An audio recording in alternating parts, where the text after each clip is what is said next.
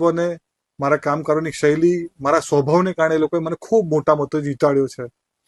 એ પછી જીત્યા પછી અમારી જે કરમસદ આણંદ મહાનગરપાલિકા જે સૌ પ્રથમવાર બની છે, અને એમાં પણ મને એક સ્ટેન્ડિંગ કમિટીના ચેરમેન તરીકે પાર્ટીએ દાયિત્વ કામ કરવાનું આપ્યું છે.